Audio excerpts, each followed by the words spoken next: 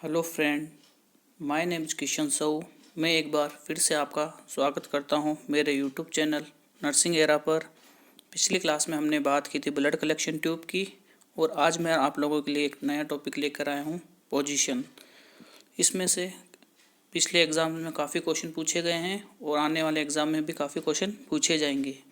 अगर आप इस चैनल पर नए हैं तो चैनल को सब्सक्राइब करें, वीडियो को लाइक करें और ज़्यादा से ज़्यादा शेयर करें ताकि और भी नर्सिंग प्रोफेशनल को इसका बेनिफिट मिल सके। तो आइए शुरू करते हैं हम हमारा आज का टॉपिक, पोजीशन। हम एक एक करके सारी पोजीशन को देखेंगे और इन पोजीशन के कंप्लीट होने के बाद हम देखेंगे प्रोसीजर में हम ये देखेंगे कि ड्यूरिंग प्रोसीजर, बिफोर प्रोसीजर और आफ्टर प्रोसीजर हम पेशेंट को कौन कौन सी पोजीशन प्रोवाइड कराते हैं, वो हम इस टॉपिक के लास्ट में देखेंगे। हम सबसे पहले स्टार्ट करेंगे पोजीशन से। सबसे पहले हमारे पास जो है वो है सुपाइन पोजीशन। कौन सी है? Supine position. सुपाइन पोजीशन का दूसरा नाम है डोर्सल पोजीशन, और डोर्सल और सुपाइन को एक और नाम से जाना जाता है हॉरिजॉन्टल पोजीशन। इनका मतलब ये होता है it is a back line position with arm on the side. Simple language में हम बात करते हैं तो इसका मतलब होता है सीधा लेटना और दोनों हाथों को साइड में रखना। जिस इस पिक्चर में दिखाया हुआ है सेम उसी पोजीशन में ये जो पोजीशन है हमारे पास, इसको हम सुपाइन पोजीशन बोलते हैं। अब हम देखेंगे इसके बाद में सुपाइन पोजीशन हम कब कब पेशेंट को प्रोवाइड कराते हैं। पर्पस इसके जो है वो देखते हैं। पर्पस में हम बात करेंगे कंफर्ट और रेस्टिंग। जब हमको पेशेंट को कंफर्ट और रेस्टिंग पोजीशन देना होता है तब हम पेशेंट को सुपाइन पोजीशन प्रोवाइड कराते हैं। वाइटल साइन लेते समय हम सुपाइन पोजीशन में वाइटल साइन लेते हैं और सुपाइन के साथ हम सिटिंग पोजीशन में भी पेशेंट के वाइटल साइन लेते हैं यदि वो एबल होता है सिटिंग पोजीशन में बैठने के लिए तब। अदरवाइज़ हम सुपाइन पोजीशन में पेशेंट के वाइटल साइन लेते हैं। थर्ड नंबर पर हमारे पास है सर्जरी और एंटीरियर पोर्शन। जब भी किसी भी एंटीरियर पोर्शन की सर्जरी होती है तब हम पेशेंट को सुपाइन पोजीशन देते हैं। फोर्थ नंबर पे हमारे पास है अंडरगोइंग एनेस्थीसिया। जब पेशेंट एनेस्थीसिया दिया हुआ होता है तब हम पेशेंट को देते हैं सुपाइन पोजीशन। फिफ्थ नंबर पे लंग्स बायोप्सी। जब हम लंग्स की बायोप्सी का सैंपल लेते हैं तब पेशेंट को हम सुपाइन पोजीशन देते हैं। सिक्स नंबर पे फिजिकल एग्जामिनेशन।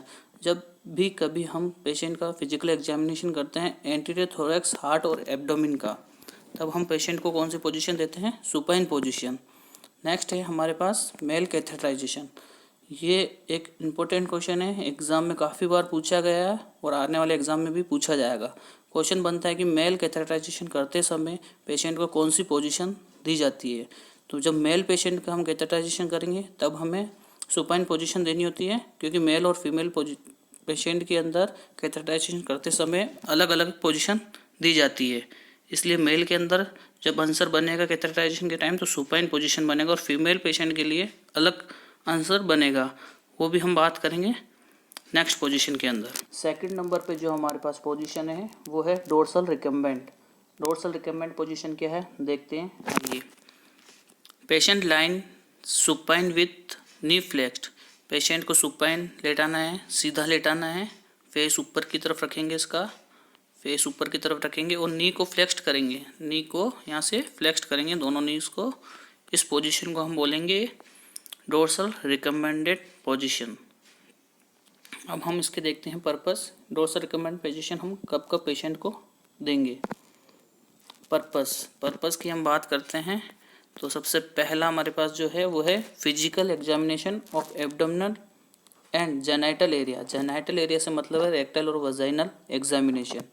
जब कभी भी हम एब्डोमिनल एग्जामिनेशन और जेनाइटल एरिया का जब भी एग्जामिनेशन करेंगे तब हम पेशेंट को पोजीशन देंगे, वो होगी डोर्सल रिकमेंडेड पोजीशन। नेक्स्ट है हमारे पास पेरिनियल केयर। जब भी हम पेशेंट की पेरिनियल केयर करेंगे तब हम पेशेंट को देंगे डोर्सल रिकमेंडेड पोजीशन। नेक्स्ट जो हमारे पास है थर्ड नंबर पे फीमेल कैथेटराइजेशन। हमेशा ये क्वेश्चन बनता है एग्जाम के अंदर, फीमेल कैथेटराइजेशन में पेशेंट को कौन सी पोजीशन दी जाती है, तब आंसर बनेगा डोर्सल रिकमेंडेड। और मेल पेशेंट के कैथेटराइजेशन करते समय कौन सी पोजीशन दी जाती है, तब आंसर बनता है सुपाइन। मेल और फीमेल दोनों पेशेंट के अंदर अलग अलग आंसर बनेगा। इसकी स्पेलिंग गलत हो गई है, ये ए यहाँ से हटा देना यहाँ से। ओके दोस्तों, इसी के साथ हमारे यूट्यूब चैनल नर्सिंग एरा पर अमेज़न की क्लासेस भी अवेलेबल हैं और कंटिन्यू चल रही है। डिस्क्रिप्शन में उसका लिंक दिया हुआ है, आप वो क्लास भी अटेंड कर सकते हैं। और हाँ, मेरी previous class blood collection tube, उसका भी लिंक इस वीडियो में डिस्क्रिप्शन में दिया हुआ है, आप वो क्लास भी अटेंड कर सकते हैं। थर्ड नंबर पे जो हमारे पास है prone position. Patient lies flat on abdominal with head turn to side. इसका मतलब ये है पेशेंट जो है एब्डोमिनल पर मतलब कि उल्टा लेटा हुआ है और उसका फेस जो है टर्न किया हुआ है साइड में। जो ये पोजीशन बन रही है दोस्तों, इसे हम बोलते हैं प्रोन पोजीशन। अब इसके हम पर्पस देखेंगे और कॉन्ट्रा इंडिकेशन देखेंगे।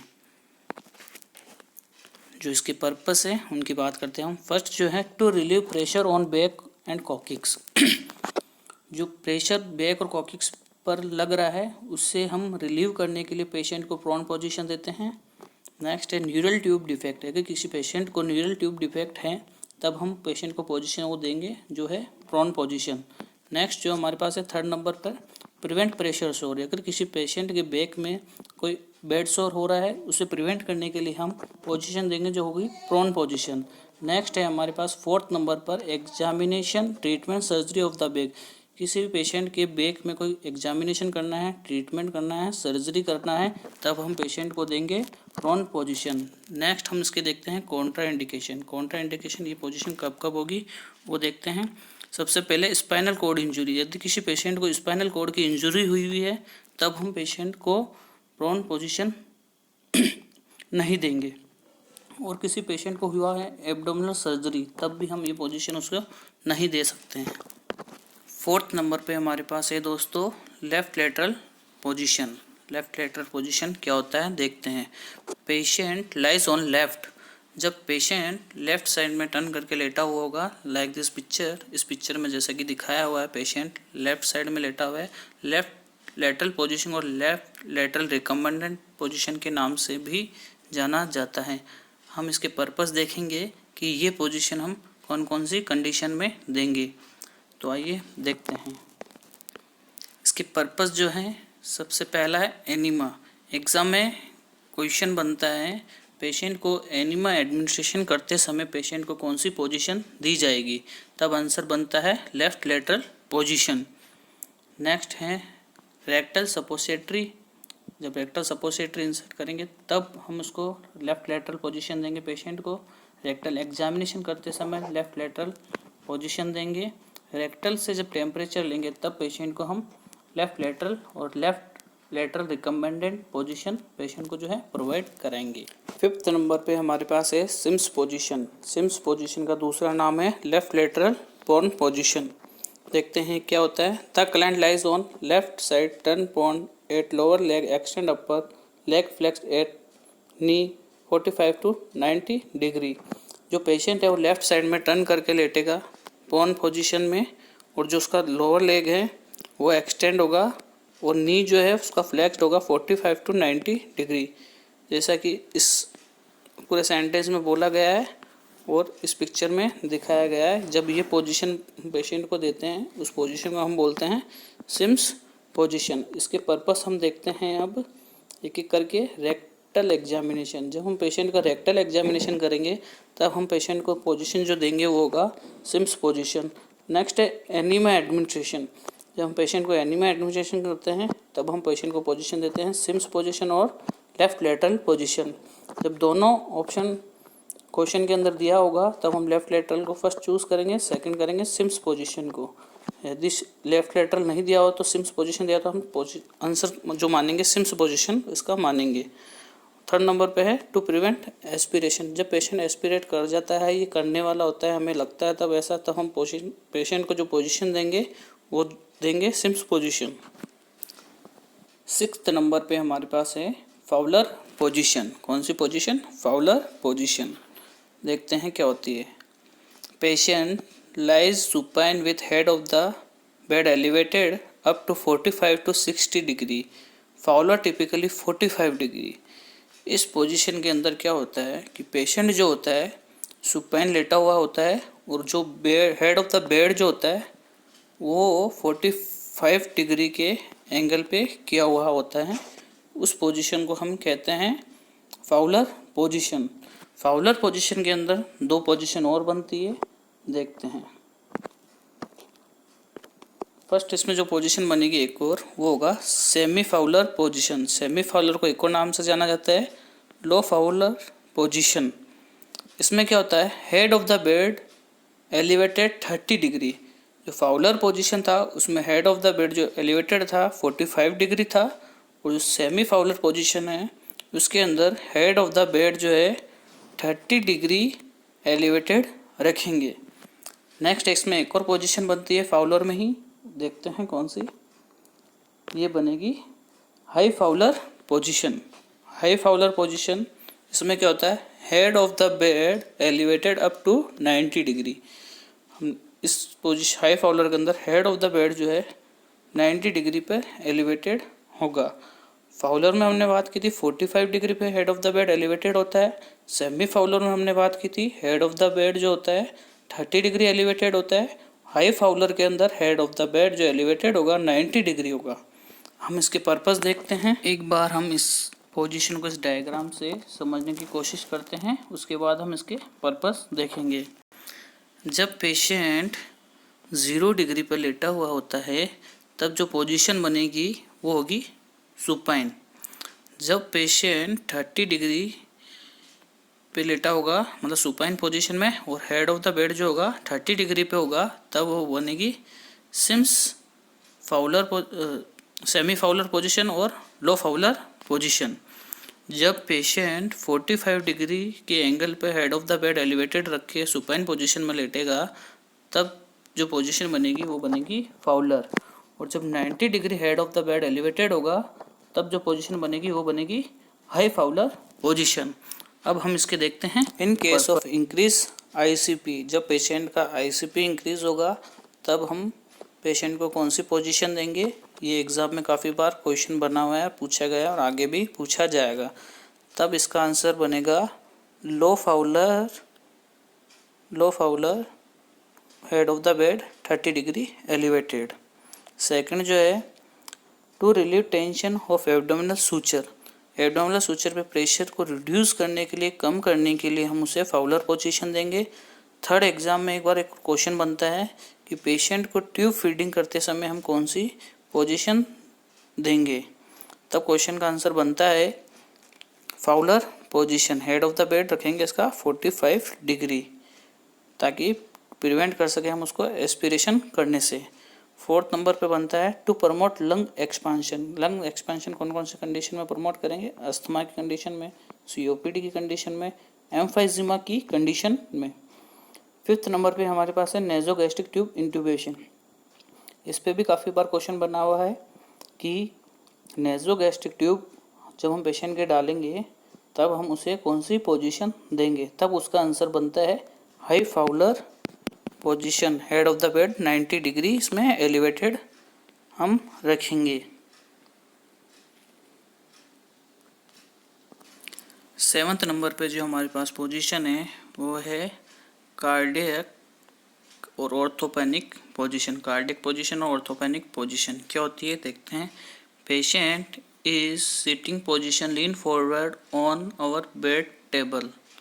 पेशेंट जो होगा सिटिंग पोजीशन में होगा और लीन फॉरवर्ड मतलब आगे की तरफ झुका होगा, किस पे, कार्डियक टेबल पर। ये बेड साइड जो टेबल होती है उसके ऊपर, जैसा कि इस पिक्चर में दिखाया गया है। जब पेशेंट इस पोजीशन में बैठता है तब उस पोजीशन को हम बोलते हैं कार्डियक पोजीशन और ऑर्थोपेनिक पोजीशन। इसके पर्पस हम देखते हैं। पर्पस जो है इसके वो है सबसे पहले relieve respiratory distress, severe dyspnoea. Dyspnoea क्या होता है, डिफ़िकल्टी इन ब्रीथिंग। जब रेस्पिरेटरी डिस्ट्रेस को कम करना होता है तब पेशेंट को हम ऑर्थोपेनिक और कार्डियक पोजीशन देते हैं। नेक्स्ट है थोरोसेंटेसिस। थोरोसेंटेसिस क्या होता है, removal of the fluid from the lungs. Lungs की जो प्लूरल कैविटी होती है वहाँ से हम फ्लूइड को रिमूव करते हैं, उसे हम थोरोसेंटेसिस कहते हैं। इसका प्रोसीजर होता है। तब हम इस प्रोसीजर के दौरान जो पेशेंट को पोजीशन देते हैं वो होती है ऑर्थोपेनिक पोजीशन। दूसरा कार्डियक प्रॉब्लम। जब कार्डियक प्रॉब्लम होगी तब हम कार्डियक पोजीशन और ऑर्थोपेनिक पोजीशन पेशेंट को प्रोवाइड कराते हैं। कार्डियक प्रॉब्लम में कौन सा एग्जाम्पल के लिए हम लेते हैं पेरिकार्डियाटाइटिस, इन्फ्लेमेशन होता है पेरिकार्डियम जो लेयर होती है हार्ट की उसके अंदर। 8th नंबर पे हमारे पास है लिथोटोमी पोजीशन। लिथोटोमी पोजीशन क्या होती है? The client lies on back supine with hip and knee flex at 90 degree and feet are in the strips. क्या होता है इसके अंदर? पेशेंट सुपाइन लेटा होता है बैक पे और उसका जो हिप और जो नी होते हैं वो 90 डिग्री पे होते हैं और जो उसके फीट्स जो होते हैं ये स्ट्रिप्स पे बंधे होते हैं। ठीक है, ये पोजीशन आपको देखने को मिलेगी लेबर रूम के अंदर। ये टेबल होती है उसके ऊपर ये पोजीशन दी जाती है और ओटी के अंदर देखने को मिलता है। जब इसकी पर्पस देखेंगे हम,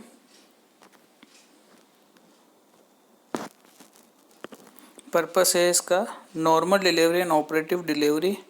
नॉर्मल डिलीवरी और ऑपरेटिव डिलीवरी का मतलब है चाइल्ड बर्थ के ड्यूरिंग हम ये पोजीशन देते हैं, लिथोटोमी पोजीशन। नेक्स्ट है pelvic and gynaecological surgery and treatment. जब पेल्विक सर्जरी करनी होती है, गायनिकोलॉजिकल रिलेटेड कोई सर्जरी करनी होती है, तब हम उसको लिथोटोमी पोजीशन देते हैं पेशेंट को।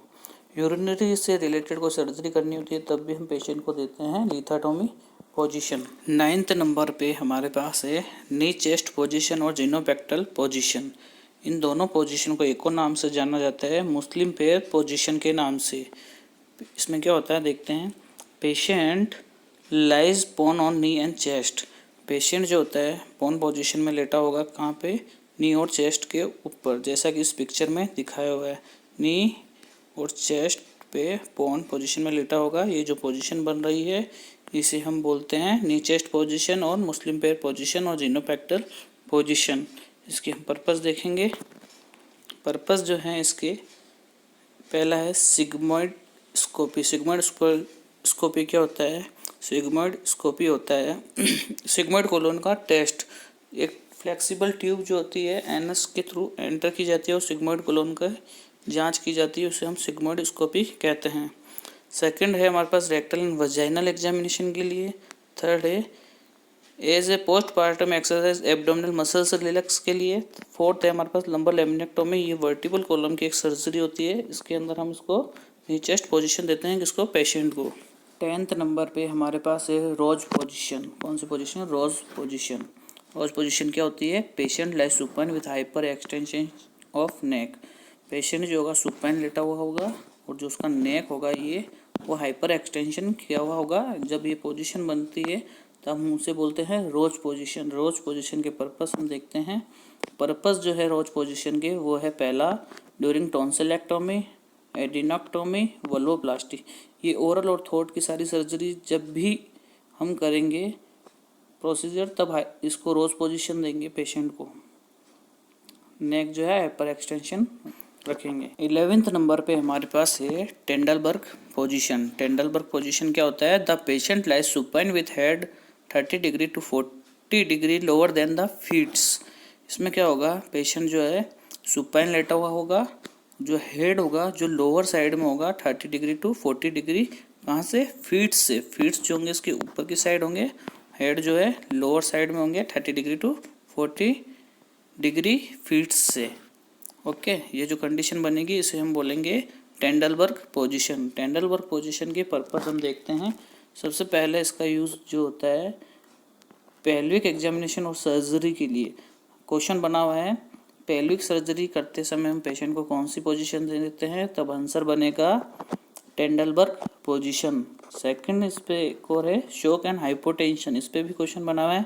शॉक की कंडीशन में पेशेंट को कौन सी पोजीशन देते हैं, तब आंसर बनेगा टेंडलबर्ग पोजीशन। थर्ड नंबर पे हमारे पास है पोस्चुरल ड्रेनेज।